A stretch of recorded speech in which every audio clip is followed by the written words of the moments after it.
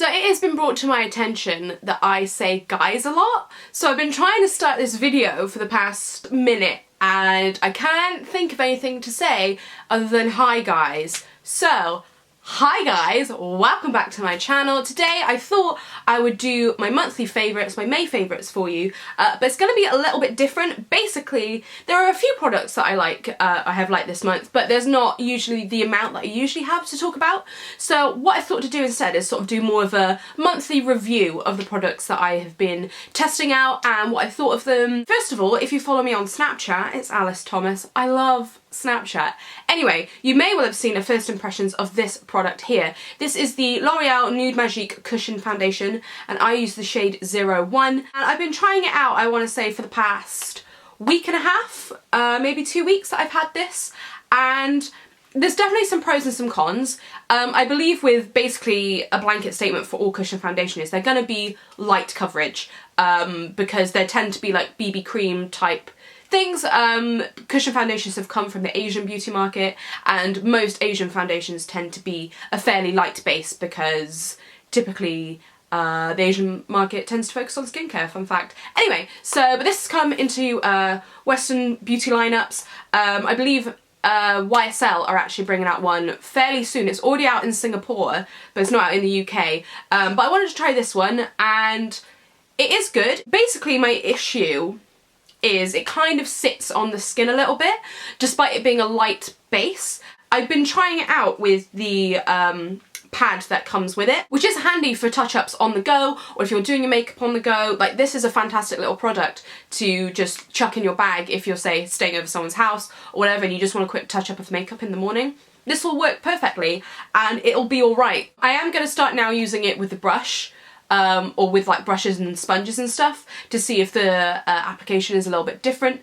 But because it sort of sits on the skin but it's still quite light, I would rather, if I'm going to have that look that I have makeup on, I would rather go for a higher coverage, or if I wanted to keep a light base that I would still have some blemishes popping through that I can cover with concealer, because I found this doesn't layer that great with other products. As I said, I'm gonna give it a go with brushes and I'll probably update you in my next monthly favourites what I thought of it. Next up, I do have an old favourite that has come back into my life that I actually bought at the same time as that, and that is the Anti-Age Eraser Eye Concealer by L'Oreal. You've seen this guy before. It's got a little spongy tip applicator on the top. You pop it under your eyes. And actually what is really good about this, which is similar to this, because they both sort of have their applicators as part of the component, is I find both of these don't make you overuse product. Because I think with under eyes, you know, people, myself included, I have hereditary dark circles under my eyes. No matter how good a night's sleep I have, I'm still going to have them there. I think if you pile loads of makeup up on top of it, there's more chance of it creasing. It looks like you've got a lot more makeup on because, you know, people look at your eyes and they'll see loads of makeup underneath it. And I think a product like this, where it does the job at sort of like neutralising it, but it doesn't cake it on, I think it's just a really good product and I'd recommend it. And they do, I believe, like sort of like highlighter things similar to this, so I might have to check those out. But yes, I've got this is back in my life. I've used up a whole one and I really like it, so I had to mention that one. This is the L'Oreal Fixing Mist Infallible, and I've raved about the American version of this one before. The setting spray in the L'Oreal lineup came out first in the States and I just so happened to be there whilst that was out, before this was out in the UK, so I picked that up. I've actually finished that and I love it. I think that one's fantastic. So I assumed that this was going to be the same, and I can tell you that it's not. The first thing you notice with this one is it's scented, whereas the other one, it may have been scented slightly, but not half as strongly as this one's scented. Like, you spray it on your face and you can smell it, and like it smells like it's perfumed. I mean, it doesn't necessarily bother me, but it's something that I've noticed that is different, and particularly if you have sensitive skin and your skin is sensitive to perfumes, then that's, you know, a con straight away. Also with this one, that has, I've been shaking it so you won't be able to see, but it sort of has like some sediment at the bottom, so you definitely have to shake this one up.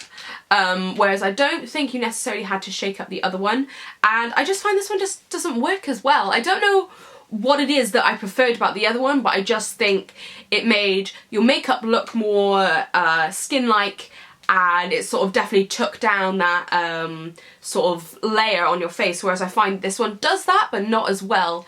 However, I have noticed that the Maybelline version is in a very similar bottle to the L'Oreal American one. I hope you're following me with this. And I'm thinking about getting that one because they're both owned by the same company, so the chances are that they could be the same.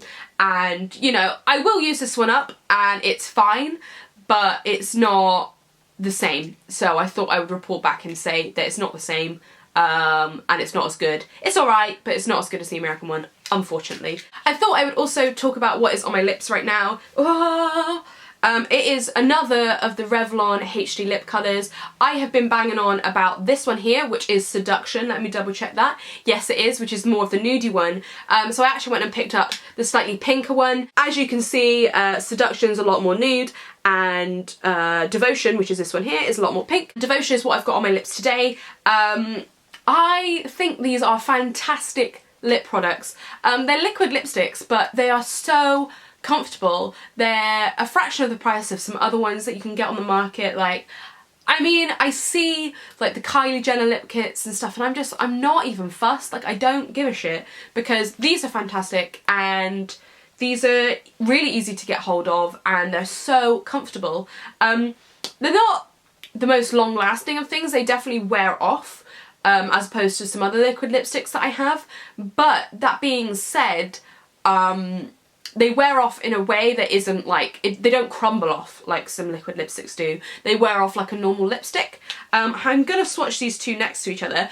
The one thing I will say about these products is because I've had Seduction longer, you can see, and I use this lipstick all the fucking time, as you can see, like the product sort of like gotten really gross and come out of the sort of applicator and is around the top of the tube, but get a bit of kitchen roll on that and it'll be as good as new. But yeah, let me swatch these for you. So this one here is Seduction and this one here is Devotion, and as you can see it is a lot pinker. Both are fantastic and I think they both err on the sort of like mauvey-ish side of things. Like, this is pink, but it's not like a Barbie pink or like a blue tone pink. I just think it's a really wearable one. I would recommend both of these depending what mood you're in, but yes, I had to mention them again because I'm still loving them. Next up, I thought I would talk about a nail varnish. This one is by the brand Morgan Taylor. If you're in the UK, you can get this in M&S, like larger M&S stores. And this is in the colour From Paris with Love. I actually got this in a Christmas advent calendar, like a beauty advent calendar, and I had some time, I don't have it on my nails at the moment, but I had some time off, so I painted my nails with it, and it's a really nice colour. I don't know if you'll be able to see it or if it just looks black, but it's definitely more burgundy, like it's sort of like that, is it purple, is it red, is it brown, is it black? Nobody knows. It's one of those colours that very similar to Essie's Wicked, which I love, but this I would say is more reddy than that one. I would say Wicked is more purple, but loving this. So I had to mention this, and the formula went on really nicely and it didn't like massively chip straight away, and I didn't put a top coat on it either. Let's move on to hair. I've got two hair care products I want to talk about. First of all, I have got a dry shampoo. This is the Urban Fudge Crisp Pear and Sweet Vanilla Dry Shampoo. This is the dry shampoo I've been using this month, and I quite like it, you know. It does leave a bit of a white cast, but a bit of this in the fringe or whatever gets rid of it fairly easily. It smells nice too, by the way. I think one thing that Urban Fudge really tried to do is make their products smell amazing, and this one does smell really nice. From what I remember, it wasn't like extortionately priced, but it wasn't like £1 either, so yes, I would recommend. It was nice, and I probably will repurchase it. So I thought I'd give it a mention. And another aerosol can is from Got To Be. This is the Made for Mess Texturising Hairspray. Now this one smells like oranges, I think. It's a bit weird. Hang on, let's find out. Yeah, it kind of smells citrusy. Oh, that was my face. That was 100% my face. Might as well give you a live demo whilst we're at it. Whilst we're on the orange scent, you could be like, does it smell a little bit like toilet cleaner? Which is really frustrating because most, like, toilet cleaners smell citrusy, and I love citrus scents, but then I don't want to smell like toilet cleaner. So yeah, the smell of this is fine. It smells like oranges, and the bottle's orange, ooh. But yes, I really like this. I haven't tried Orbai's dry texturising spray, so unfortunately I cannot comment whether it's similar, but it does a really nice job. what I tend to do is I tend to plait my hair, and then it leaves these, whilst it's wet, and it tends to leave these nice little waves in my hair, but when I brush my hair they sort of go a bit fluffy and I look a little bit like Vivienne Westwood with like a triangle hairdo, and I find that a bit of oil in the ends and a bit of this tends to bring it sort of back to life and give it a little bit more definition. But yeah, again, this isn't all that expensive, you know, it's got to be, so it's probably going to be on offer at some point as well.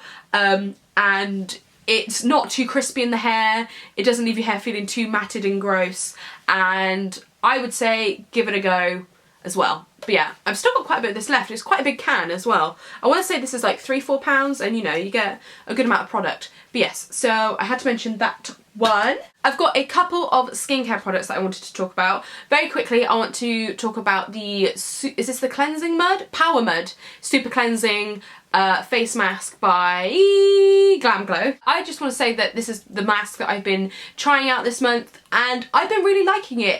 It definitely tightens your skin, it cleanses your skin without like parching it. Like, I always feel like my skin feels nice as opposed to like rough and dry, which some sort of cleansing masks can do, and I don't find it pulls too much at the skin when you're washing it off. Like, it does a little bit, so it kind of like exfoliates whilst you're taking it off, but not so much that you've got really like oh, I definitely just gave it a kiss.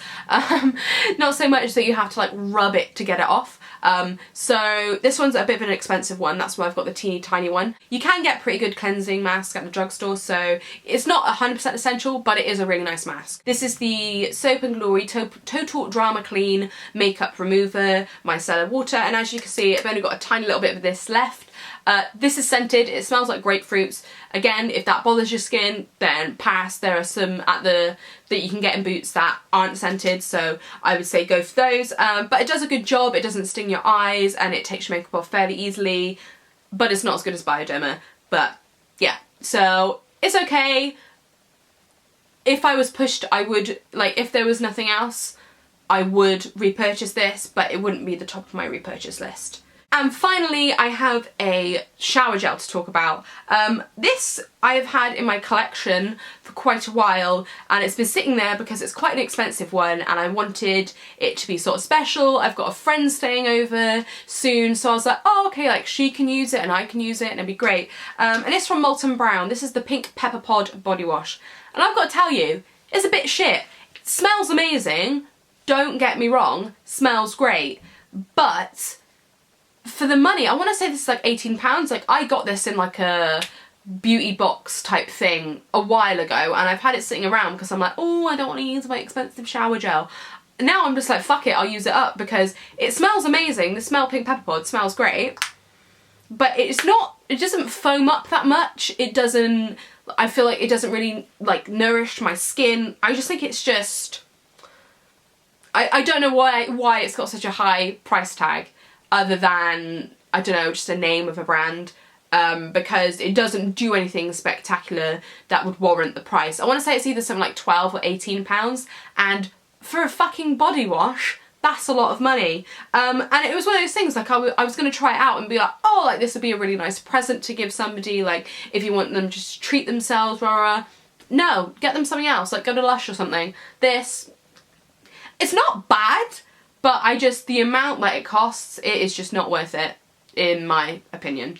So that is everything that I wanted to mention in this monthly roundup of products. I've got a playlist linked down below if you want to see the music I have been listening to this month. Do I have anything else to recommend?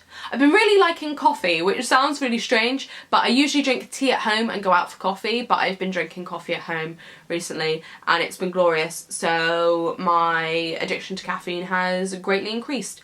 Other than that, I have nothing else to add, but I shall see you very soon with a new video. Cheers guys, thanks for watching, bye!